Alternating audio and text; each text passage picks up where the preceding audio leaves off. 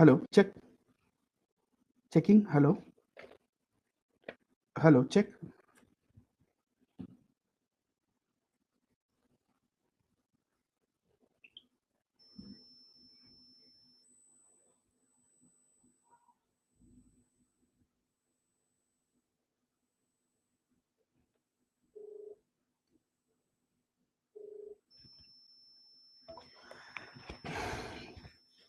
Shalom friends, దేవాతి దేవుడైన యేసు ప్రభు నామున మీ అందరికీ శుభములు. కొద్ది రోజుల క్రితం ధర్మ మార్గం అనే ఒక ఛానల్లో ధర్మ మార్గం భాస్కర్ రాజు గారు ముదిగుండ శివప్రసాద్ గారిని గెస్ట్గా తీసుకొచ్చి కొన్ని ప్రశ్నలు వేయడం, మరి తర్వాత ఈయన గారు కూడా కొన్ని ప్రశ్నలు వేయడం జరిగింది. వాళ్ళు ఆ ప్రోగ్రాంలో మాట్లాడిన ఆ ప్రోగ్రాం పేరు ఏంటంటే యేసు ఎందుకు పారిపోయాడు అని ఒక క్వశ్చన్ మార్క్ పెట్టి, తర్వాత మళ్ళీ ఈజ్ జీసస్ అండ్ ఎస్కేపిస్ట్ అని ఇంగ్లీష్లో కూడా రాశారు. ఈ మీటింగ్ని మళ్ళీ వీళ్ళు యూట్యూబ్లో తర్వాత అప్లోడ్ చేయడం కూడా జరిగింది. ఈ వీడియోలో ముదిగొండ శివప్రసాదరావు గారిని అని రిటైర్ అయిపోయిన ప్రొఫెసర్ గారు బైబిల్ గ్రంథాన్ని మరియు యేసయ్యని ఇష్టం వచ్చినట్టుగా, తన ఇష్టం అనమాట, ఇష్టం వచ్చినట్టుగా వ్యాఖ్యలు చేసి, కామెంట్స్ పాస్ చేసి ఎన్నో ఆనరాని మాటలు లైక్ యేసు పారిపోయాడు, యేసుకి మతి చెల్లించింది, ఇలాంటి మాటలు కూడా అనడం జరిగింది. ఆ తర్వాత మళ్ళీ తను ఏమన్నారంటే కొన్ని విషయాలు, నేను అడిగిన ఈ ప్రశ్నల్ని ఎవరైనా సరే నాకు సమాధానం చెప్పాలి. లైక్ ఇంక కొంతమంది పేర్లు కూడా తీసుకున్నారు. క్రైస్తవ వక్తలు చాలా పెద్ద పెద్ద వాళ్ళు ఉన్నారు కదండి, వాళ్ళ పేర్లు కూడా తీసుకున్నారు. నాకు ఈ పాస్టర్ చెప్పాలి, ఆ పాస్టర్ చెప్పాలి, ఆ సువార్థికుడు చెప్పాలి, ఈ ఇవాంజలిస్ట్ సమాధానం చెప్పాలి అని. కానీ క్రైస్తవ్యంలో ఉన్న పెద్ద పెద్ద వక్తలు వాళ్ళకి ఆత్మభారం ఉంది. వాళ్ళు వాళ్ళ సంఘాన్ని నడిపించాలి, క్రైస్తవులని ఆత్మీయతతో నింపి ప్రభు మార్గంలో నడపాలి. ఇట్లాంటి పిచ్చి పిచ్చి ప్రశ్నలు వేసే వాళ్ళకి వాళ్ళు క్రైస్తవ వక్తలు అంటే పెద్ద పెద్ద పాస్టర్స్ సమాధానం చెప్పే అవసరం లేదు. బేసిక్గా ఏంటంటే సండే స్కూల్కి వెళ్ళే పిల్లలు కూడా ఈ ముదిగొండ శివప్రసాదరావు గారు అడిగిన ప్రశ్నలకి సమాధానం ఇవ్వగలరు. ఎందుకంటే చిన్నగా ఉన్నప్పటి నుంచి వాళ్ళు బైబిల్ చదువుతున్నారు, వాళ్ళకి బైబిల్ జ్ఞానం ఉంది. అయినప్పటికీ ఈ ముదిగొండ శివప్రసాదరావు గారికే కాదు, ఈ ముదిగొండ శివప్రసాదరావు గారిని మరియు ధర్మ మార్గం భాస్కర్ రాజు గారిని ఫాలో అవుతున్న కొంతమంది హైందవ మిత్రులు ఉన్నారు. వాళ్ళకు కూడా నిజాలు ఏంటి అనేది తెలియజేయడం ఎంతగానో ముఖ్యం. సో దీన్ని మనం సద్వినియోగపరుచుకుంటూ వాళ్ళు చేసిన కామెంట్స్ తప్పు, ఎట్టి పరిస్థితుల్లో తప్పు అని నిరూపించడమే కాక వాళ్ళ గ్రంథాల్లో ఉన్న విషయాల్ని కూడా ఎన్నో కొత్త విషయాల్ని మీ అందరి ముందు తీసుకురావాలనేదే మా ఈ ప్రోగ్రాం యొక్క మోటో. తను ఈ ప్రోగ్రాంలో మాట్లాడుతూ, అంటే వాళ్ళ వీడియోలో మాట్లాడుతూ, క్రిస్మస్ ట్రీ అంటే క్రిస్మస్ పండుగ అంటే కృష్ణ మాసం, అంటే క్రిస్మస్ అంటే క్రిస్ట్మస్ అంటే కృష్ణ మాసం అని, క్రిస్మస్ ట్రీ అంటే అదేదో కల్పవృక్షం అని అలా చాలా వ్యాఖ్యలు చేశారు. ఏసయ్యకి పారిపోయే స్వభావం ఉందని. వాటన్నిటికీ మనం సమాధానాలు చెప్దాము.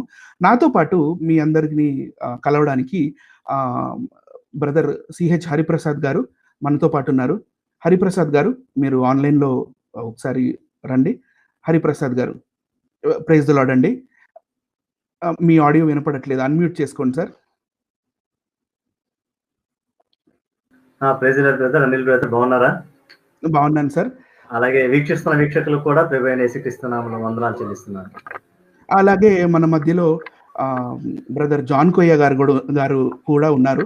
జాన్ కోయ గారు, అందరికీ వందనాలండి. ప్రేక్షకులు వీక్షకులు అందరికీ నా వందనాలు ప్రభు పేరట. అలాగే అనిల్ గారికి, హరిప్రసాద్ గారికి కూడా వందనాలు తెలియజేస్తున్నాను. స్టీఫెన్ జీసస్ ఛానల్ నుంచి మన యవ్వనస్తుడైన స్టీఫెన్ జీసస్ గారు, మన బ్రదర్ కూడా ఉన్నారు. Stephen Jesus, welcome. నా ప్రైజ్ లార్డ్ అన్న. వీడియో చూస్తున్న వీక్షకులందరికీ ప్రైజ్ లార్డ్. అదే విధంగా జాన్ బ్రదర్ కి, అనిల్ బ్రదర్ కి, హరిప్రసాద్ బ్రదర్ కి ప్రైజ్ లార్డ్ అండి. సో మనం తొందరగా టాపిక్లోకి వెళ్ళిపోదాం సార్. బ్రదర్ హరిప్రసాద్ గారు, ముదిగొండ శివప్రసాదరావు గారు చాలా కొత్త విషయాలు చెప్పారు మనకి వారి వీడియోలో. క్రిస్మస్ ట్రీ అంటే కృష్ణ మాస ట్రీ అని, అంటే కృష్ణ మాస చెట్టు అని తను ఏదో కొత్తగా చెప్పుకుంటూ వచ్చారు. అలాగే మరి క్రిస్మస్ ట్రీ అంటే ఒక కల్పవృక్షం అని ఆయన చెప్పారు. అలాగే ఇది ఏంటో చెప్తూ అసలు ఈ క్రిస్మస్ ట్రీ అనేది ఏంటి, దీన్ని ఎందుకు సాదృశ్యంగా మనం క్రైస్తవులం పెట్టుకుంటాం? ఎందుకంటే క్రైస్తవులు జనరల్గా విగ్రహారాధనని మరి చెట్లకి, పుట్టలకి, రాళ్ళకి, రప్పలకి మనం మొక్కం. మరి క్రిస్మస్ ట్రీ ఎందుకు పెట్టుకుంటారు? అది దేనికి సాదృశ్యం ఉంది, కొంచెం వివరించి చెప్పగలరు? అందరికీ వందనాలండి. మరి వీడియో చూస్తున్న వీక్షకులకు కూడా చిన్న విన్నపము.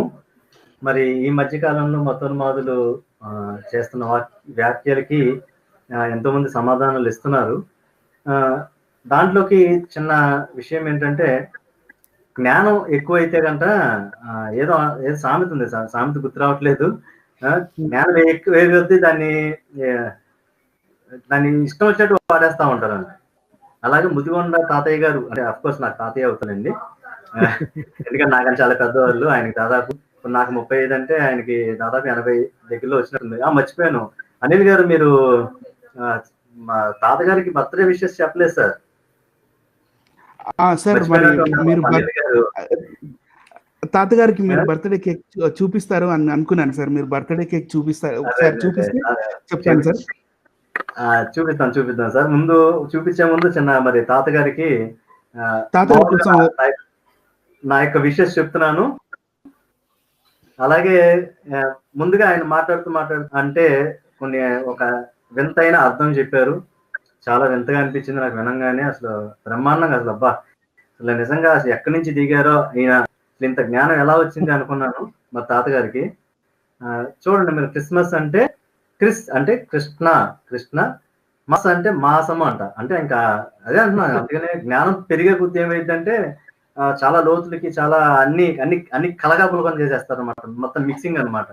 పులిహార కలుపుతారంటారు చూసారా, మన కరుణాకర్ అప్పుడప్పుడు కలుపుతూ ఉంటాడు. అలాగా అందరూ కలుపుతూ ఉంటారు. అలా పులిహార మొత్తం కలిపేస్తారు అనమాట దాన్ని. అంటే కృష్ణ మాసాన్ని, అంటే కృష్ణ మాసంలో అనేది వీళ్ళకి వచ్చింది అన్న విధంగా హిందూ గ్రంథాలు చూపించి చెప్పడం జరిగింది మరి తాతగారు. అలాగే చెట్టు, మరి క్రిస్మస్ టైంలో అనేక చర్చిల్లో మరి చెట్లు పెడతా ఉంటారు. మరి దాన్ని కల్పవృక్షం అన్న ఇదితో ఆయన చెప్పడం జరిగింది.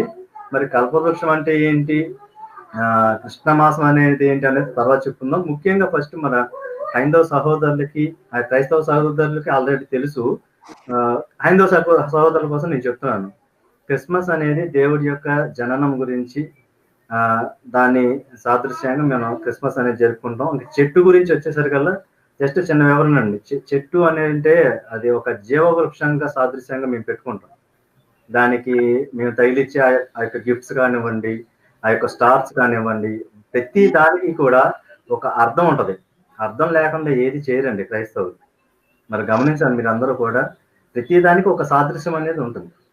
ఆ యొక్క ట్రీ ఏంటంటే జీవవృక్షము అనేదాన్ని, అంటే మనం దానికి మేము పూజలు కానీ దాన్ని పడి దొర్లి దాని దండాలు పెడతాం, మేమేం చెయ్యం. విగ్రహారాధన అనేది మా క్రైస్తవుల్లో అనేది ఉండదు. కాకపోతే ఎందుకు పెడతామంటే, ఆయన పుట్టినప్పుడు అసలు ఆ జీవవృక్షం అనేది ఒక గుర్తు తెచ్చుకొని మనకు ఒక జీవితాన్ని, ఒక జీవాన్ని ఆయన ఇచ్చాడు. ఆ నిత్య జీవాన్ని మళ్ళీ ఆయనకి అర్పించాలి, ఆయనకి మళ్ళీ చేరవేయాలి. ఆ చేరవేయాలంటే ఏం చేయాలి? అలాగే ఆయన ఇచ్చే మనకి ఆత్మీయ ఫలాలు, ఎన్నో ఆత్మీయ ఫలాలు ఇస్తా ఉంటారు. వాటిని మనం తీసుకునేలాగా మన జీవితాన్ని మలుచుకోవాలి, మనం ఉండాలి అన్న సాదృశ్యంతో వాటికి గిఫ్ట్స్ అనేవి పెడతా ఉంటారు. గిఫ్ట్స్ అంటే ఏంటంటే ఆయన ఇచ్చే గిఫ్ట్స్ అంటే ఏదో కార్లు, బంగ్లాలు, డబ్బు, నగలు కాదండి. అవన్నీ కాదు గిఫ్ట్స్ అంటే. ఆత్మీయ ఫలాలు, మన ఆత్మీయ ఎదుగుదలకి, మనలో ఉండే ఆత్మీయ ఎదుగుదల కోసం వాటిని సాదృశ్యంగా చూపించుకొని పెడతాం. ఇంకా స్టార్ అనేటప్పటికీ ఆల్రెడీ తెలుసు, నక్షత్రమే ఆ యేసుప్రభు వారు జన్మించినప్పుడు దారి చూపించింది కాబట్టి దాని సాదృశ్యంగా చెప్తాం. అది ఆ విధంగా మేము చెట్టుని కానీ, ఆ యొక్క చెట్టుని పెట్టుకోవడం కానీ, క్రిస్మస్ జరుపుకోవడం కానీ జరుగుతూ ఉండేది. మరి దీన్ని కృష్ణ మాసంగా మలిచేసి ఆ యొక్క చెట్టుని కల్పవృక్షంగా మలిచేశారు. మరి దాని గురించి అనిల్ గారు కొన్ని వివరణ ఇస్తారు. హరిప్రసాద్ గారు, ఈ కృష్ణ మాసం అంటే ఇప్పుడు మనం చైత్రం, వైశాఖం అది తెలుసు కదా, మనకి కృష్ణ మాసం అనేది మనం ఎప్పుడు వినలేదు. బ్రదర్ అనిల్ గారు, మీ వీడియో ఆన్ లో లేదు, ఒకసారి చెక్ చేయండి బ్రదర్.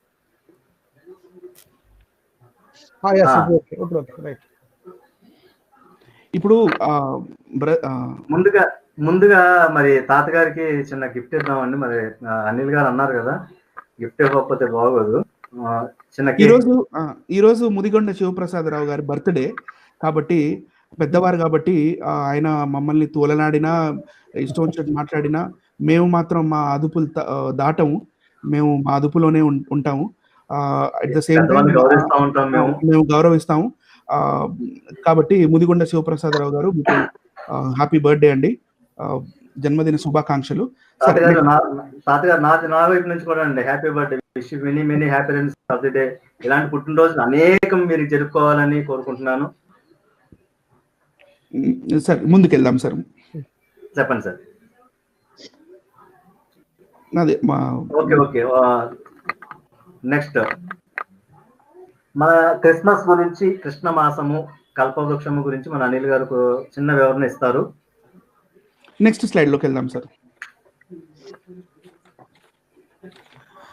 మనం కానీ ఒకవేళ చూసినట్టయితే మన తెలుగు క్యాలెండర్లో చైత్రం, వైశాఖం, జ్యేష్టం, ఆషాఢము, శ్రావణము, భాద్రపదము, ఆశ్వయుజము, కార్తీకము, మార్గశిరము, పుష్యము, మాఘం, ఫాల్గుణం ఇలాంటివి ఇవి చూస్తున్నాం మనం.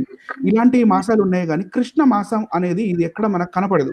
ఈ కృష్ణ మాసం అనేది ఈ హైందవ గ్రంథాల్లో ఎక్కడుందో, ఆయన ఎందుకు మనకి ఆపాదించాలని చూసుకున్నారో మనకైతే తెలియదు, అది వారికే తెలియాలి. At the same time Mudigonda Sivaprasada Rao garu కూడా పుట్టింది జనవరి మాసంలో, డిసెంబర్ మాసంలోనే, ఏసయ్య బర్త్డేకి జస్ట్ 2 రోజుల ముందు. అంటే ఈ ముదిగొండ శివప్రసాదరావు గారు ఏం చెప్పాలనుకుంటున్నారంటే, నేను కూడా కృష్ణ మాసంలో అంటే బ్లాక్ మంత్ అంటే కృష్ణ అంటే బ్లాకే కదా సార్, కృష్ణ పక్షం శుక్ల పక్షం అంటారు కదా. సో శుక్ల అంటే వైట్, కృష్ణ అంటే బ్లాక్, నేను బ్లాక్ మంత్ లో పుట్టాను అని మరి ఆయన ఏం చెప్పాలనుకుంటున్నారో మరి ఆయనకే తెలియాలి సార్. నెక్స్ట్ మూవ్ అవుదాం సార్. ఇప్పుడు క్రిస్మస్ ట్రీ గురించి, ఆ క్రిస్మస్ ట్రీ ఏంటి, మనం ఎందుకు పెడతాం, ఇవన్నీ గిఫ్ట్స్, స్టార్స్, బాల్స్ అవన్నీ ఎందుకు పెడతాం ఏంటి, హరిప్రసాద్ గారు క్లియర్ గా మనకు చెప్పడం జరిగింది సార్. నెక్స్ట్ ముందుకెళ్దాం సార్. ఇది కల్పవృక్షం అండి. కల్పవృక్షం ఇది జనరల్ గా ఏంటంటే వీళ్ళు కొంతమంది జోబుల్లో పెట్టుకొని తిరుగుతుంటారు. ఈ కల్పవృక్షం అనేది ఎక్కడ లేదు, ఈ భూమండలం మీద ఎక్కడైతే లేదు. దాన్ని నేను క్లియర్ గా మీకు చెప్పగలను కూడా. ఈ భూమండలంలో ఎక్కడా లేని అది ఒక వింత చెట్టు అది. ఈ కల్పవృక్షం అనేది ఇట్లాంటి బొమ్మలు, ఇలాంటివి అంటే మెటల్ బొమ్మలు చేసి తయారు చేస్తే వీళ్ళు ఇళ్లలో పెట్టుకోవటం, లేకపోతే గుళ్ళల్లో పెట్టుకోవటం, వీళ్ళు దీనికి పూజించుకోవడాలు ఇలాంటివి చేస్తుంటారు. అసలు ఈ కల్పవృక్షం అని మాట్లాడారు కాబట్టి ముదిగొండ శివప్రసాదరావు గారు, ఈ కల్పవృక్షం అసలు ఏంటి, అసలు దీని పుట్టుపూర్వోత్తరాలు ఏంటి, అది ఎక్కడి నుంచి వచ్చిందో ఒకసారి మనం 5వ గ్రంథంలో చూడాలంటే మనం ఒక నెక్స్ట్ స్లైడ్ లోకి వెళ్దామండి. నెక్స్ట్ స్లైడ్ లో ఇక్కడ మనం చూస్తే కానీ పోతన భాగవతం 8వ స్కందం శ్లోకం 261 అక్కడ ఏం రాసి ఉంటుంది అంటే, అటు తర్వాత ఆ సముద్రాన్ని, అంటే ఈ సీన్ వచ్చేసి క్షీరసాగర మదనం జరిగే సీన్ అనమాట. క్షీరసాగర మదనం అంటే ఒకవైపు దేవతలు, ఒకవైపు రాక్షసులు కలిసి క్షీరసాగరాన్ని దాన్ని చిలుకుతూ ఉంటే అందులో నుంచి చాలా వస్తుంటాయి. మీరు పైన శ్లోకంలో 259లో కానీ చూస్తే అక్కడ ఐరావతం అని ఒకటి వచ్చింది. ఐరావతం తర్వాత మళ్ళీ 260 ఇంకా 61లో కింద ఇక్కడ మనం దీని తాత్పర్యం చూస్తే, అటు తర్వాత ఆ సముద్రాన్ని చిలికేటప్పుడు అందులో నుంచి కల్పవృక్షం పుట్టింది. సముద్రంలో నుంచి కల్పవృక్షం వచ్చిందంటండి. పైకి వెళ్ళండి సార్ హరిప్రసాద్ గారు. కల్పవృక్షం పుట్టింది. సరే, ఇది వచ్చేసి శ్రీమద్ భాగవతం 8వ స్కందం 8వ అధ్యాయం 6వ శ్లోకం. పోతన భాగవతంలో కూడా ఉంది. మనం ఈ శ్రీమద్ భాగవతంలో అంటే వ్యాసుడు రాసిన భాగవతంలో కూడా చూడొచ్చు. ఇప్పుడు మనం పోతన భాగవతంలో చదివి వినిపిస్తానండి. అటు తర్వాత ఆ సముద్రాన్ని చిలికేటప్పుడు అందులో నుండి కల్పవృక్షం పుట్టింది. అది అన్ని ఋతువులలోనూ విరబూసి రాలిపోని పూలతో ఇంద్రుని నందనవనానికి ఇంపు కూర్చేది. ఆశ్రయించిన వారు అంటే అది అందులో దాని పూలు, దాని ఆకులు ఎప్పుడు రాలిపోవు. ఇంద్రుడు చాలా ఇష్టపడ్డారండి దీన్ని చూసి. వీళ్ళ దేవుడు అంటే స్వర్గాధిపతి, దేవాది దేవుడు అయిన వీళ్ళ వేదాల ప్రకారం చూస్తే హెడ్ అన్నమాట దేవుడు. ఇతను ఇష్టపడి దాన్ని అక్కడికి తీసుకెళ్లారు స్వర్గంలోకి. ఆ స్వర్గంలో నందనవనం అనే ఒక పార్క్ ఉంటుంది, ఒక గార్డెన్. ఆ పార్క్ లో పెట్టుకున్నారంట. నెక్స్ట్ స్లైడ్ హరిప్రసాద్ గారు.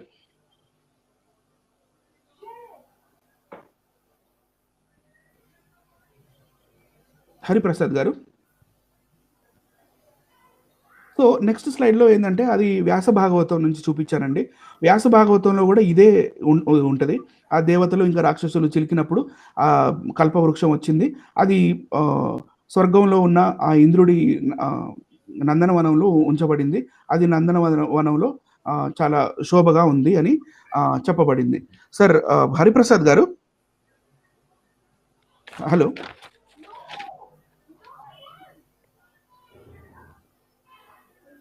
Stephen Jesus brother, hello Stephen. మిమ్మల్ని ఒక చిన్న క్వశ్చన్ అడగాలనుకుంటున్నాను. ఈ ముదిగొండ శివప్రసాదరావు గారు ఏమన్నారంటే ఈ వీళ్ళ బైబిల్ గ్రంథంలో వీళ్ళకి అంటే కొత్త నిబంధన గ్రంథంలో 4 సువార్తలు ఉన్నాయి. ఒకటి మత్తయి, ఆ తర్వాత మార్కు, ఆ తర్వాత లూకా, ఆ తర్వాత యోహాను. ఈ యోహాను అడవిలో మిడతలు పట్టుకొని తినేవాడండి అని చెప్పి మాట్లాడారు. సో ఈ సువార్త రాసిన ఈ యోహాను ఈ అడవిలో మిడతలు పట్టుకొని తిన్నారు అని అన్నారు కదా, ఈ బాప్తిసంలు ఇచ్చే యోహాను ఒకరేనా, వేరువేరా? ఆయన ముదిగొండ శివప్రసాదరావు గారికి తెలియదంట, కొంచెం చెప్తారని నేను ఆశిస్తున్నాను. థ్యాంక్ యూ అన్న, ఈ సమయం నాకు ఇచ్చినందుకు. ఇంతకన్నా ముందుగా ముదిగొండ శివప్రసాద్ గారికి wish many more happy returns of the day తాతగారు. ఈ క్వశ్చన్ మా చర్చిలో సండే స్కూల్ పిల్లలు ఉంటారు, సో వాళ్ళతో చెప్పిద్దాం అనుకున్నా, కానీ నేనే చెప్తున్నా వినండి. ఈ శిష్యుడైన యోహాను, బాప్తిసమిచ్చే యోహాను ఇద్దరు ఒకరు ఖచ్చితంగా కాదు. ఎందుకంటే బాప్తిసమిచ్చే యోహాను రాక మునిపే శిష్యుడైన యోహాను రాక మునిపే బాప్తిసమిచ్చే యోహాను ఉన్నాడు. అదేవిధంగా ఆయన ఆహారము మిడతలు తేనె పట్టు అయి ఉన్నది అని బైబిల్ యొక్క వాక్యం స్పష్టంగా సెలవిస్తుంది. అదే విధంగా శిష్యుడైన యోహాను, బాప్తిసమిచ్చే యోహాను ఇద్దరు ఒకరు కానే కాదు, ఇద్దరు వేరు వేరు వ్యక్తులు మాత్రమే. బ్రదర్ మీరు కొనసాగించండి బ్రదర్. వాళ్ళు అని కొంచెం ఈయన ఎవరు మన మీరు కొనసాగించండి సార్. ఇద్దరు వ్యక్తులు అనేది ఇద్దరు ఒకటి కాదు, ఇద్దరు వేరు వేరు వ్యక్తులు మాత్రమే. శిష్యుడైన యోహాను ఎవరు అంటే శిష్యుడైన యోహాన్ని యేసుక్రీస్తు ప్రభువారు పిలుచుకున్నాడు. దేనికి? సేవకు. నువ్వు నా దగ్గర శిష్యురికం చేసేరా అని పిలుచుకున్నాడు. యేసుక్రీస్తు ప్రభువారు పిలువక మునిపే బాప్తిసమిచ్చే యోహాను ఉండి కొంతమందికి బాప్తిసమిచ్చు సువార్త ప్రకటించెను అని బైబిల్ గ్రంథం మనకు స్పష్టంగా తెలియజేస్తుంది. అందును బట్టి మనం తెలుసుకోవాల్సింది ఏంటంటే, దానికన్నా ముందు తాతగారు మీరు తెలుసుకోవాల్సింది ఏంటంటే, బాప్తిసమిచ్చే యోహాను, శిష్యుడైన యోహాను ఇద్దరు ఒకడు కానే కారు.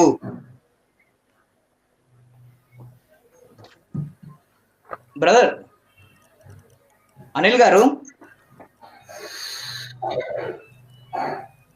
బ్రదర్ అనిల్ గారు,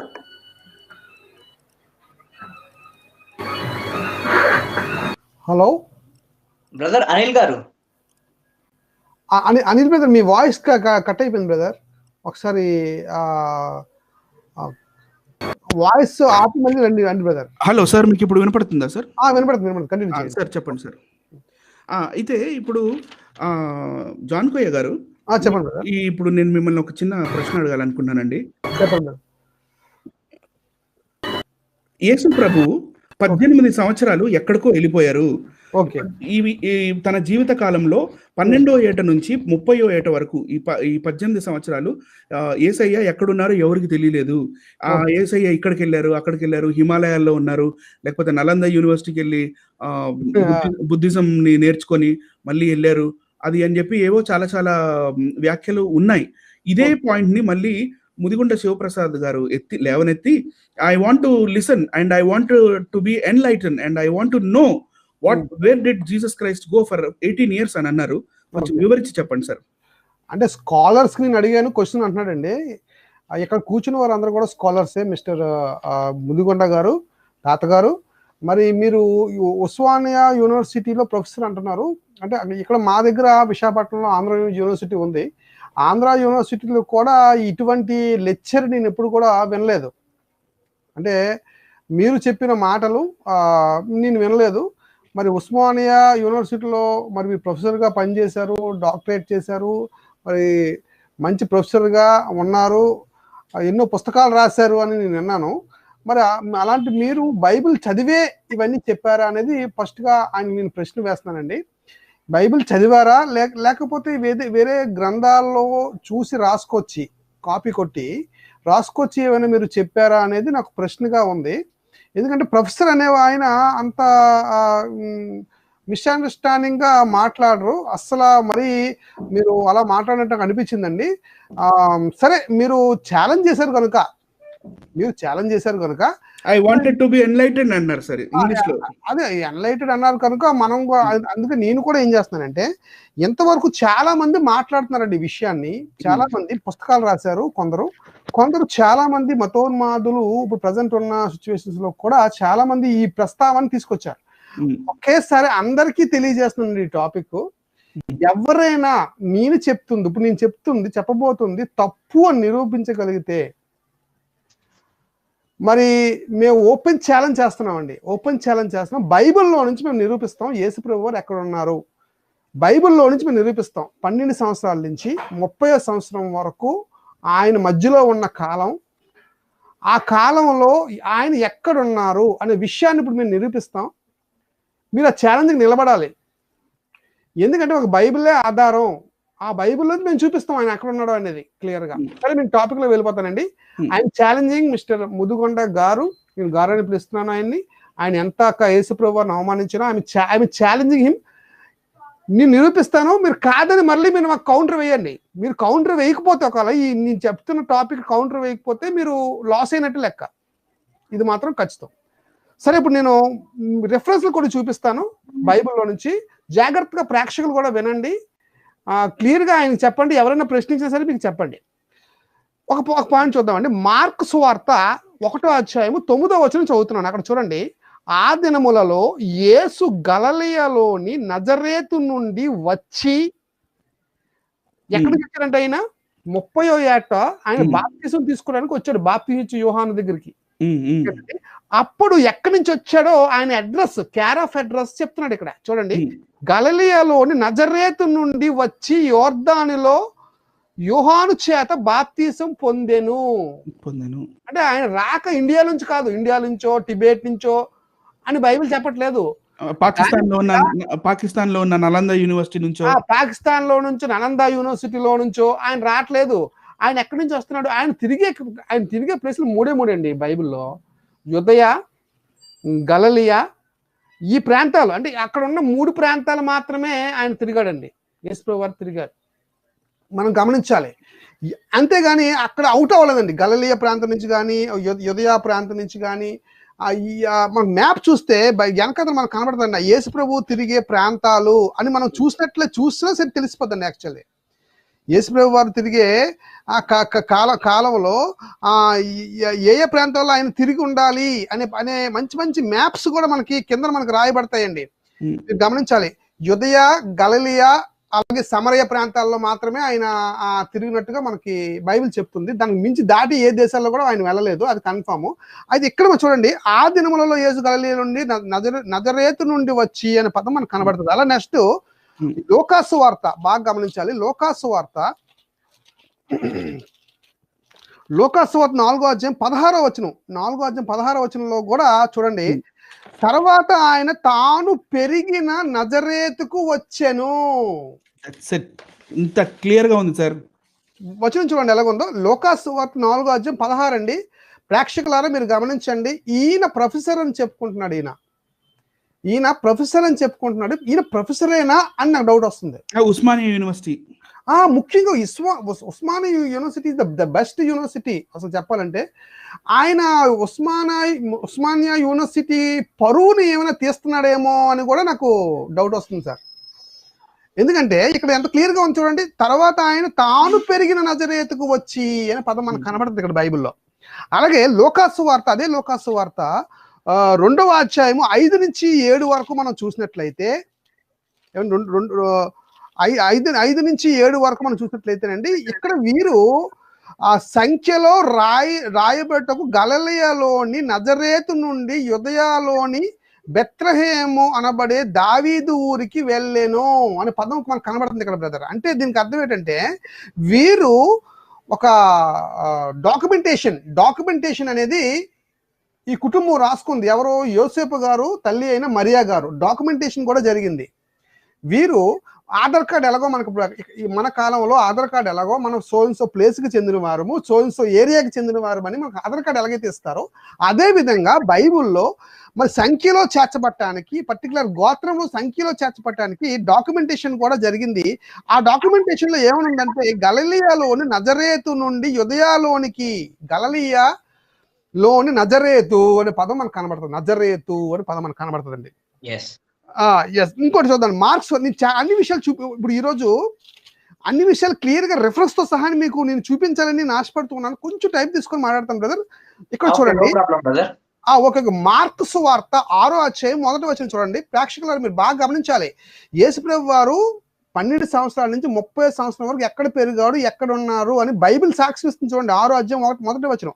ఆయన అక్కడి నుండి బయలుదేరి స్వదేశమునకు రాగా, స్వదేశము అని పదం, సొంత దేశము అనే పదం మనకు బైబిల్లో కనబడుతుంది. చూడండి మత్తయి సువార్త 2వ అధ్యాయము 23 చూద్దాం. 23 చూద్దాము. అక్కడ కూడా చూడండి, ఆయన స్వప్నమందు దేవుడి చేత బోధింపబడిన వాడై గలిలయ ప్రాంతమునకు వెళ్ళి నజరేతు అను ఊరికి వచ్చి అక్కడ కాపురం ఉండెను. యోసేపు గారు అక్కడ కాపురం ఉండెను. ఎక్కడ? వాళ్ళ సొంతూరు నజరేతు. అందుకే నజరేయుడైన యేసు అనే పేరు ఆయనకి వచ్చింది. నజరేయుడైన యేసు అని ఎందుకంటే ఇలా అంటారని తెలుసండి దేవుడికి ముందే తెలుసు. పరిశుద్ధాత్మ దేవుడికి ముందే తెలుసు ఇలా ఇండియాలో నుంచి ఈయన వెళ్ళాడని, ఇలా వెళ్తాడని అంటారని ముందే తెలుసండి దేవుడికి. అందుకే ఏమని రాయించారంటే బైబిల్లో, ఆయన క్యార్ ఆఫ్ అడ్రస్ తో పాటు మనిషి పేరు ఆయన John from Visakhapatnam, from Hyderabad. ఎలాగో జీసస్ క్రైస్ట్ ఫ్రమ్ నజరేత్ అని మనకు అర్థం అవ్వాలి క్లియర్ గా. అంటే ఆయన నజరేతు వాడు, నజరేత్ అనే స్వదేశము అని బైబిల్ చెప్తుంది. ఇంకా చూద్దామండి. యోహాను సువార్త 1వ అధ్యాయం అండి బ్రదర్. నెక్స్ట్ యోహాను సువార్త 1వ అధ్యాయం 45 చూద్దామండి. 45 1వ అధ్యాయం 45లో 45వ పట్నం చూడండి. ఫిలిప్పు నతనీయేలు కనుగొని ధర్మశాస్త్రంలో మోషే ప్రవక్తలు ఎవరిని గూర్చి రాసిరో ఆయన కనుగొంటిమి, ఆయన యేసేపు కుమారుడైన నజరేయుడగు యేసు. సార్ 1 సెకండ్ సార్, నేను ఇక్కడ మిమ్మల్ని ఒక్క నిమిషం చెప్పండి, డిస్టర్బ్ చేస్తాను. ఓకే. చూస్తున్న వీక్షకులందరికీ కూడా ఒక చిన్న రిక్వెస్ట్. బ్రదర్ జాన్ కొయ్య గారు ఏదేదైతే మీకు రెఫరెన్సెస్ చెప్తున్నారో అది మీరు ఊరికే విని వదిలేయటం కాకుండా ఒక దగ్గర నోట్ చేసుకోండి. కొంతమంది ఉన్నారు అడిగేవాళ్ళు, అంటే మీ ఏసై అక్కడ ఉన్నారు, మీ ఏసై ఇక్కడ ఉన్నారు, ఇక్కడ ఇండియాకి వచ్చి బుద్ధిజం నేర్చుకున్నారు, హిమాలయాల్లో ఉన్నారని. సో అటువంటి వాళ్ళకి సమాధానం చెప్పాలంటే మీకు రెఫరెన్సెస్ తెలిసి ఉండాలి. కాబట్టి జాన్ కొయ్య గారు మంచి రీసెర్చ్ చేసి మనకి ఎంతో విలువైన ఇన్ఫర్మేషన్ మనకి ఇస్తున్నారు. మీరు వీలైతే ఈ ఇన్ఫర్మేషన్ అని మొత్తం ఒక దగ్గర నోట్ చేసుకోండి. సమయం వచ్చినప్పుడు వేసేయండి బాణాలు. ఎస్ అండి, కరెక్ట్, ఎగ్జాక్ట్ అండి. నిజంగా క్రైస్తవులు అందరూ కూడా నేర్చుకోవాలి, రాసుకోవాలి, చెప్పాలండి ఇలాంటి వాళ్ళకి. ఎందుకంటే చాలా టూ మచ్ అయిపోయింది ఇది. ఏదంటే ఈయనే కాదండి, చాలా మంది ముందు నుంచి కూడా చాలా మంది నేను చూసాను. చాలా మందిని ఎవరు చూసినా సరే బౌద్ధానికి వచ్చి నేర్చుకున్నాడు.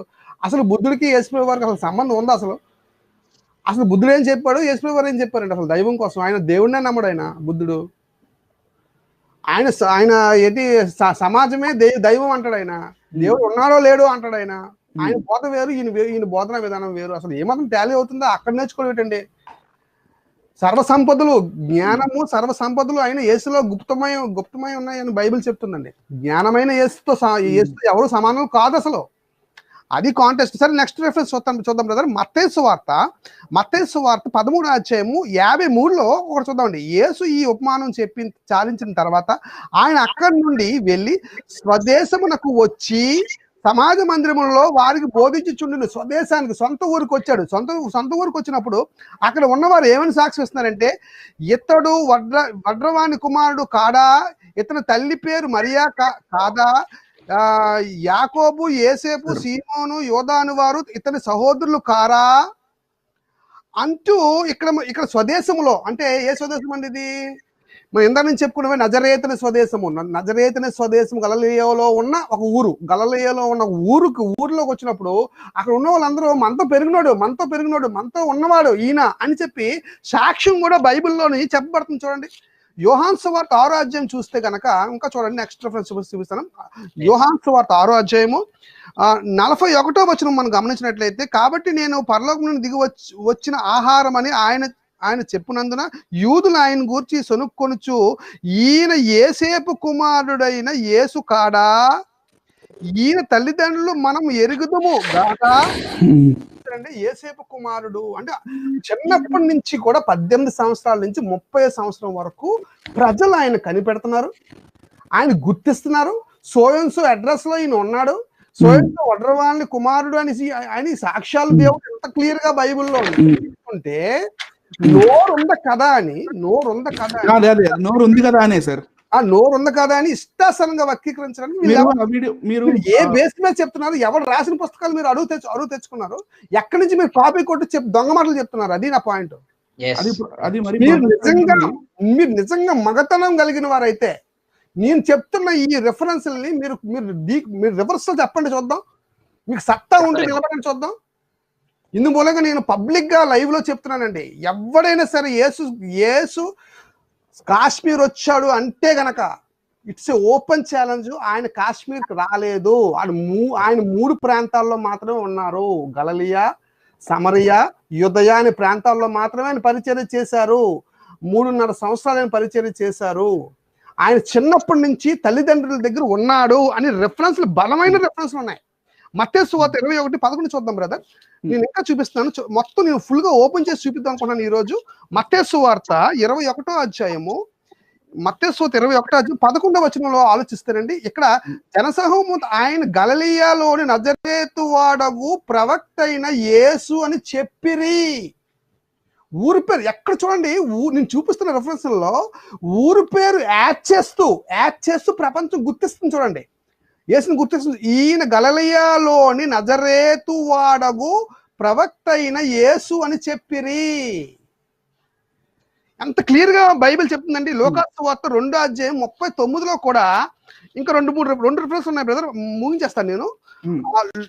లోకాసు వార్త 2వ అధ్యాయము చూడండి, లోకాసు 2వ అధ్యాయం 39వ వచనంలో కూడా ఒక మాట రాయబడింది. అంతటా వారు ప్రభు ధర్మశాస్త్రం చెప్పున సమస్తము తీర్చిన పిమ్మట గలిలయలోని నజరేతును తమ ఊరికి తిరిగి వెళ్ళిరి. తమ ఊరు పిల్లవాడిని సున్నతి చేయించిన తర్వాత ఆ పిల్లవాడిని ఎక్కడ తీసుకెళ్లారంట? తీసుకెళ్లి నజరేతు అనే ఊరికి తీసుకెళ్లారు అని బైబిల్ చెప్తుంది. క్లియర్ గా 3వ అధ్యాయం 23 చూడండి. 3వ అధ్యాయం అక్కడే లోకాసు వార్త 3వ అధ్యాయం 23 చూడండి. అక్కడ యేసు బోధింపు మొదలు పెట్టినప్పుడు ఆయన దాదాపు 30 ఏండ్ల వాడు. ఆయన యేసేపు కుమారుడని ఎంచబడెను. యేసేపు గారి అడ్రస్ ఎక్కడ ఉంది? యేసేపు గారి అడ్రస్ నజరేతులో ఉంది. మీరు గమనించాలి. లోకాసు వార్త 2వ అధ్యాయం 42లో ఏముందంటే, అక్కడ ఆయన 12 ఏళ్ళు అయినప్పుడు ఆ పండగకు వచ్చాడండి. యెరూషలేంకి వచ్చాడండి. ఎక్కడి నుంచి వచ్చాడు? నజరేతు నుంచి ఎక్కడికి వచ్చాడండి? యెరూషలేంకి వచ్చాడు. 51కి వచ్చేసరికి అంతటా ఆయన వారితో కూడా బయలుదేరి నజరేతుకు వచ్చి వారికి లోబడి ఉండెను. తల్లిదండ్రులకి లోబడి ఉండెను. ఇదండి రెఫరెన్స్లు. నిజంగా మరలా చెప్తున్నాను, పబ్లిక్ లైవ్ లో చెప్తున్నానండి, ఎవడైనా యేసు కాశ్మీర్కి వచ్చాడు అని మగాడు కాకపోతే కొంచెం మేసం ఉండాలి, అలాంటి మగాడు ఉంటే గనక మాతో ఢీకోండి. వాడిని చిత్తుగా ఓడించి నేల కరిపించకపోతే మేము పేర్లు మార్చుకుంటాం. అది ఆ వీడియో మీరు చూసే ఉంటారు సార్. ఆ వీడియోలో ఈ ముదిగొండ శివప్రసాదరావు గారు మాట్లాడేంతసేపు ఈ మన బొక్కల డాక్టర్ గారు ఉన్నారు కదా, ధర్మ మార్గ భాస్కర్ ఆయన ఇట్లా డింగ్ డింగ్ డింగ్ డింగ్ డింగ్ డింగ్ అని ఇట్లా వెనకాల ఏదో స్ప్రింగ్ ఒకటి ఆనందపడిపోతున్నాడు. లోపల నుంచి ఆనందపడిపోతున్నాడు అనమాట. భలేగా అవమానించేస్తున్నావు యేసుక్రీస్తుని, భలే క్రిస్టియానిటీని అవమానించేస్తున్నావు అని. అది అంటే డాక్టర్ గారు తీగలు తెంపేసే సబ్జెక్ట్ మన దగ్గర ఉంది. డాక్టర్ గారు తీగలు ఎలాగా తెగిపోతాయి. డాక్టర్ గారు కూడా చెప్తున్నాము, మరొకసారి ఎవడైనా సరే ఈ 18 సంవత్సరాల నుంచి 18 సంవత్సరాలు ఈ పాటు ఏది 12 సంవత్సరాల నుంచి 30 సంవత్సరాల మధ్యలో 18 ఏళ్ళు కాశ్మీర్లో ఉన్నాడండి ఏంటి బౌద్ధుల దగ్గర నేర్చుకున్నాడండి. బౌద్ధుల దగ్గర నేర్చుకునే కర్మ వాళ్ళ భాషలో చెప్పాలంటే యేసుకు లేదు. యేసు పాదాల దగ్గర ఏమండి తూర్పు దేశపు జ్ఞానులు వచ్చి పూజించారట. జ్ఞానుల దగ్గర జ్ఞానులు తల్లి చూసి ఆశ్చర్యపడిపోయింది మరియమ్మ చూసి. గమనించాలి, జ్ఞాని అనేవాడు ఎవరైనా ఉంటే యేసు పాదాల దగ్గర పడాలి అంతే. That is Jesus Christ. అంతేగాని పొడి మాటలు చెప్పడం, ఏమండి ఎవరో రాసిన బుక్ నుంచి తీసి రాసుకొని చెప్పడం కాదు. బైబుల్ నుంచి నిరూపించడం దమ్ముంటే అది నేను చెప్తాను బ్రదర్. మీరు కంటిన్యూ చేయండి బ్రదర్. సార్ ఈ మీకు ఫ్లావియస్ టైటస్ కనపడుతుందా సార్? కనబడుతుంది. ఒక 39 ఉన్నారు. ఫ్లావియస్ టైటస్ అని నేను షేర్ చేస్తున్నాను. కనబడట్లేదు చూడండి, షేర్ చేయండి మళ్ళీ. కనబడట్లేదు. ఓకే, మళ్ళీ ట్రై చేస్తాను సార్. ఈ మధ్యలో ఏంటంటే ఈ ముదిగొండ శివప్రసాదరావు గారు బైబిల్నే కాదండి చరిత్రను కూడా వక్రీకరించారు. చరిత్రను కూడా వక్రీకరించారని నేను ఎలా చెప్పగలుగుతున్నానంటే ఈయన గారు ఏం చేశారంటే యేసయ్య అసలు పుట్టనే లేదు, యేసయ్య గురించి స్టోరీని క్రియేట్ చేసి క్రిస్టియానిటీని స్టార్ట్ చేసింది ఫ్లావియస్ టైటస్ అనే ఒక రోమన్ చక్రవర్తి అని మాట్లాడారు. పెద్ద జోక్ అండి, భయంకరమైన జోక్ అండి. అసలు ఫ్లావియస్ టైటస్ అనగానే నేను అసలుకి నవ్వాలా, బాధపడాలా, ఏడవాలా, ఆయనది జ్ఞానమా లేకపోతే ఇంకేమన్నానా నాకు అర్థం అవ్వలేదు. పెద్ద ఆయన అయిపోయారు గట్టిగా ఏదైనా మాట్లాడాలంటే. ఈ ఫ్లావియస్ టైటస్ అనే మనిషి ఎవరంటే 70వ సంవత్సరంలో అంటే క్రీస్తు శకం 70వ సంవత్సరంలో ఈ మన మందిరం ఉండేది కదండి, రెండో మందిరం.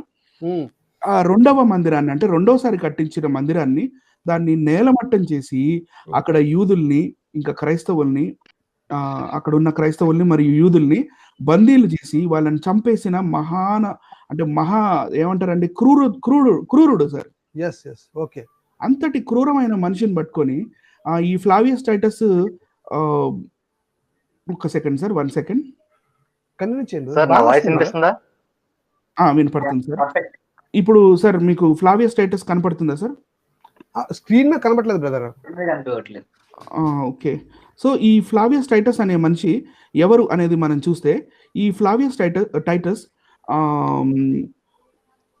ఈ మందిరాన్ని అంటే రెండోసారి కట్టిన మందిరాన్ని డిస్ట్రాయ్ చేయడానికి అంటే దాన్ని నేలమట్టం చేయడానికి ఆయన పూనుకొని ఉన్నాడు అనమాట. ఆయన పూనుకొని ఆయన దాన్ని నేలమట్టం చేశాడు. ఆ టైం అప్పుడు మనకి ఫ్లావియస్ జోసెఫస్ తెలుసు కదండి, హిస్టారియన్. ఆయన ఆ హిస్టారియన్ ఆయన జీవిత కాలంలోనే జరిగింది ఇది. ఆయన తన బుక్ లో క్లియర్ గా రాశాడు, Titus personally order the ancient temple of Solomon destruction అని. ఆ డిస్ట్రక్షన్ కి కారణం ఇతనే అని. At the same time AD 71 ఆ కాలంలో ఆయన ఎంతమంది యూదుల్ని చంపాడు తెలుసా సార్? 11 లక్షల మంది యూదుల్ని చంపించాడు యుద్ధం పేరు మీద. అట్లాగే 97,000 మందిని అంటే యూదుల్ని ఇంకా క్రైస్తవుల్ని వీళ్ళని బందీలుగా పట్టుకొని రోమన్ సామ్రాజ్యానికి తీసుకెళ్లాడు సార్. అలాగే ఈ మందిరంలో ఉన్న గోల్డ్, సిల్వర్ ఇంకా ఎన్నో సమృద్ధిగా ఉన్న ఈ నిధులన్నీ కూడా రోమన్ సామ్రాజ్యానికి ఇస్తే ఆ రోమా సామ్రాజ్యంలో ఉన్న రాజు ఈయన కోసం గౌరవ వందనం చేపించాడు అక్కడ 71లో, AD 71లో. సో అటువంటి ఇంకా ఎంతటి క్రూరుడు కఠినాత్ముడు అంటే యూదుల్ని వినపడుతుందా సార్? హలో, యూదులని ఇంకా క్రైస్తవులని అక్కడ కొలేసియం అని ఒకటి ఉంటుంది సార్, అంటే గ్లాడియేటర్స్ అందరూ అక్కడ యుద్ధాలు చేస్తూ ఉంటారు. వాళ్ళ యూదుల్ని ఇంకా క్రైస్తవుల్ని ఆ కాలంలో 71వ సంవత్సరం నుంచి స్టార్ట్ అనమాట ఈ పులులకి, సింహాలకి, ఎలుగుబంట్లకి ఎరగా వేసిన ఆయన. ఇట్లా ఎరగా వేస్తే మనుషుల్ని అవి తింటూ ఉంటే అక్కడ ఉన్న వాళ్ళు చూసి టికెట్ డబ్బులు పెట్టి ఒక స్పోర్ట్స్ చూసినట్టుగా చూసేవాళ్ళు. సో అంతటి క్రూరుడైన ఇతనిని తీసుకొచ్చి ఫ్లావియస్ టైటస్ క్రైస్తవ్యాన్ని మొదలు పెట్టాడు అని అన్నందుకు ఈ ముదిగొండ శివప్రసాదరావు గారు ఈయన మరి ఎలాంటి ప్రొఫెసరు, ఎలాంటి థీసిస్ చేశారు, లేకపోతే ఈయనకి మరి ఏం తెలుసు? మొన్న ఏదో సత్యమేవ జయతే అని ఒక బుక్ రాశారంట, మళ్ళీ అది కూడా బొక్కల డాక్టర్ గారిని పిలిచి షాలో అంటే ఈయన ఒక మాట చెప్పాలి బదులు ఈయన అంటాడు ఒక దగ్గర తర్క శాస్త్రం అంటే వాళ్ళదంట, విశ్వాసం అంటే మందంటండి. తర్క శాస్త్రం అంటే వాళ్ళదంటండి, విశ్వాసం అంటే మందంట. మనం విశ్వాసం మీద కట్టబడ్డామంటే వాళ్ళు తర్క శాస్త్రం మీద కట్టబడారట అంటున్నారు. అలాదంటే తర్కశాస్త్రం అంట, మనదంటే కేవలం నమ్మకం అంట, బిలీఫ్ అంట. వాళ్ళ దైవావేశంతో రాయబడిందని బైబిల్ లేఖనాలు చెప్తున్నాయండి బ్రదర్. ఏమండి, బైబిల్లో మినిమం నాలెడ్జ్ కూడా లేకుండా తర్కశాస్త్రానికి పునాది బైబిల్, తర్కానికి పునాది బైబిల్. పౌలు ఎన్నిసార్లు తర్కించలేదు? జ్ఞాని ఏమాయను, శాస్త్రి ఏమాయను, లోకపు తర్కవాది ఏమాయను కనబట్టలేదు ఏంటి అంటున్నాడు, ఎదుగుతున్నాడు పౌలు. అటువంటిది హైందవ గ్రంథాలు లేకపోతే హైందవ్యం చాలా తర్కమైన, అసలు ఏం తర్కమైనది? కొండలు ఎగిరేవంటే సార్, కొండలు ఎగరటం ఏంటి, లేకపోతే ఈ పాల సముద్రం ఏంది, కళ్ళు సముద్రం ఏంది, చెరుకు రస సముద్రం ఏంది, పెరుగు ఇవన్నీ ఈ సముద్రాలు ఏంటి, మళ్ళీ అట్ ద సేమ్ టైం మన సూర్యుడు భూమి చుట్టూ తిరగటం ఏంటి, ఇవన్నీ మనకి భాగవతంలో, దేవి భాగవతంలో, విష్ణు పురాణంలో మనకి ఇవన్నీ సమృద్ధిగా కనపడుతుంటాయి. ఇవన్నీ మళ్ళీ మనుషులకు చెట్లు పుట్టడం ఏంటి, ఇది తర్కమా? మలమూత్రాల వర్షం ఒకటండి, మరి దారుణంగా. అది అట్లా ఉంటది సార్. మరి మన ఏమనంటే తర్కబద్ధమైంది, మీది మాత్రం కేవలం ఫెయిత్ అని మాట్లాడుతుంటారు. పోతన భాగవతంలో 5వ స్కందంలో క్లియర్ గా అక్కడ రాసి ఉంటది, ఇలా తిమికి తిమింగలాలు పుట్టెను, ఈలకి చెట్లు పుట్టెను, తామ్రకు డేగలు పుట్టెను. ఇట్లా అంటే ఆడవాళ్ళు, వీళ్ళు స్త్రీలు అనమాట, వీళ్ళకి అలా ఈ పుట్టాయి అని చెప్పి మాట్లాడుతూ ఉంటారు. సో సార్, హరిప్రసాద్ గారు, హలో, వాయిస్ కట్ అయింది సార్. హలో సార్, వినిపిస్తుందండి? ఇప్పుడు యేసు ప్రభు గాడిదల్ని దొంగిలించమని చెప్పారా? అసలు ఆ వర్డ్ మనకి బైబిల్లో ఎక్కడన్నా ఉందా? గాడిదని దొంగిలించడం ఏంటి? మరి ముదిగొండ గారికి మరి ఎక్కడైతే కనిపించిందో మరి నాకైతే అర్థం కాలేదు. గాడిదలు దొంగలించమని చెప్పి మరి ఒకసారి ఆ వాక్యం కనుక చూస్తే కనుక యేసు ప్రభు వారు వెళ్ళి తీసుకురండి అని చెప్తారు ఆయన. మరి నాకు తెలిసి ఎక్కడా కూడా బైబిల్ మొత్తం ఈ బైబిల్ అనే కాదు, మరి ఇంగ్లీష్ లో కూడా నాకు తెలిసి దొంగలించమని తీసుకురమ్మని అక్కడ లేదు. యాక్చువల్ గా నేను ఇప్పుడు సపోజ్ ఆయన ఆలోచన ప్రకారమే దొంగిలించి తీసుకురండి అని ఉంటే గనక ఆయన కాళ్ళ కింద దూరిపోతాను. అంటే ఆ మాట ఉండాలి, దొంగిలించండి అని, దొంగిలించండి తీసుకురండి అని మాట ఉండాలి. అది ఎందుకంటే ఆయన ఖచ్చితంగా నొక్కి చెప్పాడు పైగా దాన్ని నొక్కి దొంగిలించి తీసుకురండి. 1 సెకండ్ సార్, అక్కడ ఏం జరిగిందంటే ఈ ధర్మ మార్గం భాస్కర్ రాజు గారు ఏం చేశారంటే కింద ఆ వాక్యాన్ని వేశారు, స్క్రోల్ చేశారు. చేసినా కూడా ఈయన ఆ వాక్యం చదువుతూ అక్కడ ఒక గాడిదను మీరు దొంగిలించుకురండి అని అన్నాడు యేసయ్య. ఐ వాంట్ టు నో, నాకు చెప్పండి ఎందుకు దొంగతనం చేశారు అని అడుగుతున్నారు. అంటే ఎందుకు దొంగతనం చేశారని మరి ఆయన ఎంతవరకు మరి పిహెచ్డి ఏ రకంగా చేశాడు అన్నది నాకైతే అర్థం కాలేదు. ఇంకా ఆ మాట అనగానే సార్ ఉస్మానియా యూనివర్సిటీలో ఇచ్చారు, డాక్టరేట్ ఇచ్చారేమో, ఆంధ్ర యూనివర్సిటీలో అలాంటి వాళ్ళకి ఇవ్వరండి. మరి మరి ఉస్మానియా యూనివర్సిటీ ఎలా ఇచ్చారో తెలియదు కానీ మరి ఏం డబ్బులు కొనేసారేమో ఆయన సర్టిఫికేట్ కావచ్చు. యాక్చువల్ గా పిహెచ్డి మరి ఏ స్పెషలైజేషన్ తో చేశారో తెలియాలి మనకి.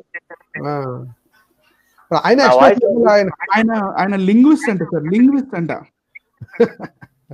ఆయన లింగ్విస్ట్ కాబట్టి ఆ లింగ్విస్ట్ కొంచెం ముదిరిపోయి జాన్ కాస్త జ్ఞాన అయిపోయింది. జ్ఞాన అంటే సార్ జాన్ అనేది, జాన్ అంటే దాని అర్థం ఏంటి సార్? యెహోవా దయతో, అంతేనా సార్? యెహోవా దయతో. ఆ యెహోవా దయతో అనే మీనింగ్ అది హెబ్రీ భాషకు చెందింది. అది ఆ హెబ్రీ భాషలో ఉన్న వాక్యాన్ని ఇంగ్లీష్ లో జాన్ అంటారని చెప్పి ఇంగ్లీష్ జాన్ అని తీసుకొచ్చి సంస్కృత జ్ఞానాకి కలిపారు. అసలు సంస్కృతం అనే భాష 2000 సంవత్సరాల క్రితం ఉందా? ముదిగొండ శివప్రసాదరావు గారు, 2000 సంవత్సరాల క్రితం సంస్కృత భాష ఉందా? ఒకవేళ ఉంటే కరెక్ట్ గా 2000 సంవత్సరాల క్రితం సంస్కృతంలో రాయబడిన చెట్టు మీద గాని, పుట్ట మీద గాని, రాయి మీద గాని, శిలాశాసనాల మీద గాని, స్తూపాల మీద గాని, స్తంభాల మీద గాని, దేవాలయాల మీద గాని ఎక్కడన్నా రాసిన సంస్కృత లిపి కరెక్ట్ గా 2000 సంవత్సరాల క్రితం ఉంటే మీరు ప్రపంచానికి చూపిస్తారని మేము ఆశిస్తున్నాం. ఇప్పుడు కూడా అక్షరమాల చూపించాలి ఆయన. ఇప్పుడు కూడా ప్రజెంట్ కూడా అక్షరమాల ఆయన చూపించాలండి. 21వ శతాబ్దంలో ఆయన డిమాండింగ్ మిస్టర్ ముదిగొండ గారిని ఏంటంటే తాతగారిని అడుగుతున్నాను నేను, ఇప్పుడు సంస్కృత అక్షరమాల మాకు చూపిస్తే మేము నేర్చుకొని ఉంటామండి బాబు. అందరూ కూడా సంస్కృతం బుక్లు కావాలి, సంస్కృతం బుక్లు కదా అంటున్నారు కదా, సంస్కృతం సంబంధించిన అక్షరమాల మాకు చూపించండి, చూపించండి, మేము నేర్చుకుంటాం. మా దేవుడు లోకరక్షకుడు సార్. ఈ ఈ ఈ లోకరక్షకుడు. ఆయన వచ్చింది మనందరికీ నిత్య జీవనాన్ని ఇవ్వడానికి. ఆయన ఏం చెప్పాడు? నేనే మార్గము, సత్యము, జీవము. I am the resurrection. I am the way, I am the bread. ఆయన గాడిదని దొంగలించమంటాం ఏంటి సార్?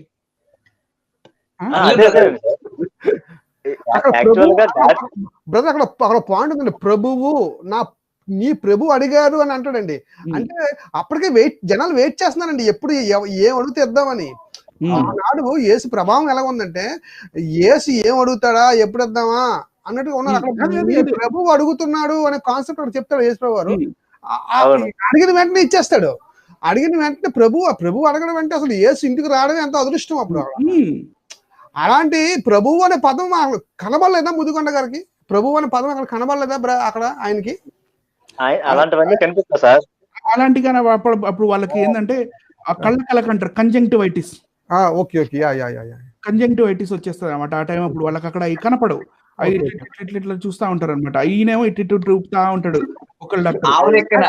అంటే ఈయనకి కనబడలేదు, ఆయనకి కనబడలేదు. అసలుకి మళ్ళీ చూపిస్తే ఫీల్ అవుతారు. అంటే ఏంటంటే ఈ హైందవ గ్రంథాల ప్రకారం చూస్తే వీళ్ళకి ఒక దేవుడు ఉంటాడండి, స్వర్గానికి దేవుడు. వీళ్ళు చనిపోతే స్వర్గానికి వెళ్ళిపోతామని వీళ్ళు ఏందేందో పూజలు, పునస్కారాలు, లేకపోతే ముహూర్తాలు, రాహుకాలం, అవి ఇవి అన్ని చేస్తా ఉంటారు కదా. ఆ స్వర్గాధిపతి దేవాది దేవుడైన ఇంద్రుడు. ఆ ఇంద్రుడు అసలు ఆయన గుర్రాల దొంగ.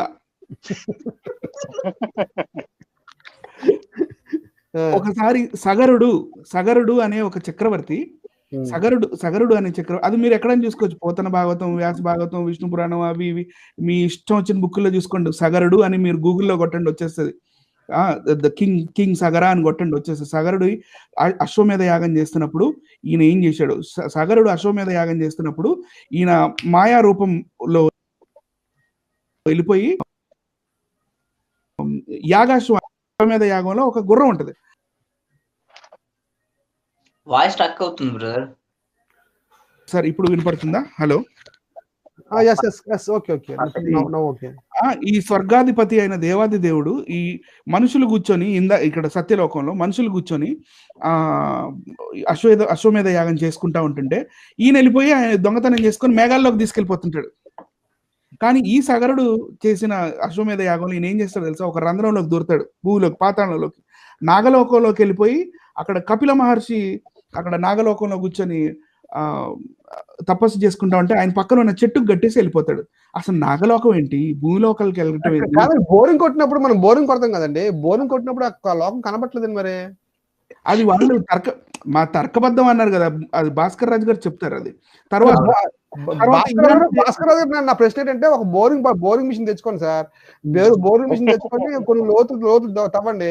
అక్కడ మీ భాగవతంలో మీ గ్రంథాలలో ఉన్నప్పుడు బోరింగ్ మిషన్ తవ్వుకుంటే అక్కడ లోపల నాగలోకం కనబడాలి మాకు. మళ్ళీ చూపించండి. మళ్ళీ భాగవతంలో పృథు మహారాజు, అసలు యాక్చువల్ గా ఫస్ట్ ఈ భూమి మీద అశ్వమేధ యాగం చేసిన మొట్టమొదటి మనిషి పృథు చక్రవర్తి. పృథు చక్రవర్తి 99 అశ్వమేధ యాగాలు చేసేస్తాడు.